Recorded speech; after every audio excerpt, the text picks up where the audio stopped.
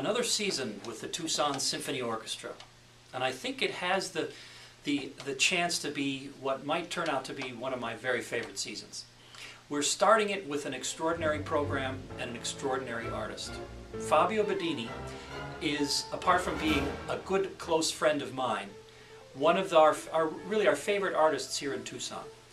He jumped in on very short notice to perform Rachmaninoff's piano concerto in the most extraordinary way.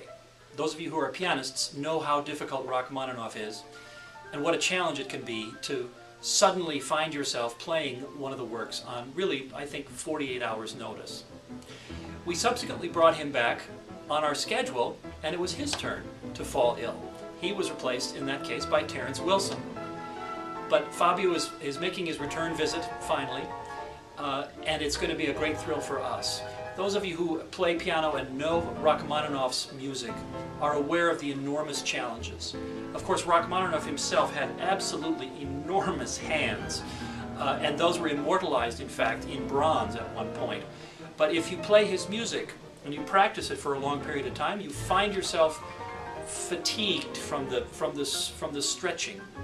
I think he writes more notes per minute than just about any other composer there is.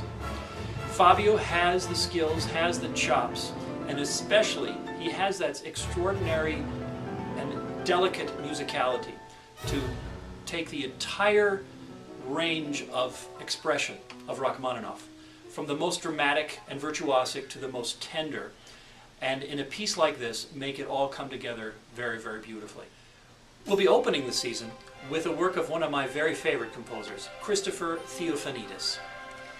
He's been very well received here in Tucson. The last work of his that we performed here, Rainbow Body, received one of the biggest ovations we've had for any new music anywhere. In fact, it rivaled that of some Beethoven symphonies we've done. He's an extraordinarily expressive composer. He has the particular skills to communicate his vision of the world, which is what all great artists do. He is able to invite us into his very colorful and very vivid world, where everything is seen and felt more acutely. This little 2-minute work is called Une Certaine Joie de vivre, and it's a great way, full of extraordinary energy, a great way to start the season and a great way to start a very exciting program. But of course, the biggest work on the program for this opener is Berlioz's Symphonie Fantastique. This is justly popular, both among musicians and audiences, for the fact that it is Berlioz expressing in the most unconventional way for his time his deep, passionate, and really obsessive love for a beautiful actress who had come to Paris.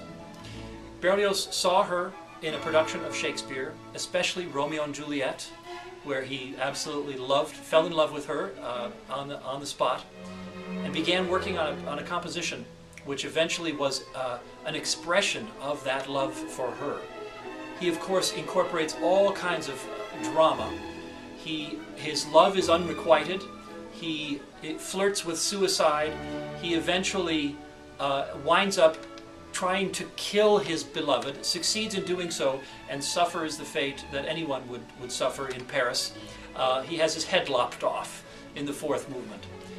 But the drama and the excitement all comes from the deeply felt emotions and Berlioz's ability to express those emotions to those listening and even to those playing. It's an extraordinary way to open a season, and I truly think that you'll enjoy it. I hope that you'll join us, the Tucson Symphony, Fabio Bidini and myself, October 14th and 16th at the Tucson Convention Center Music Hall. Thank you.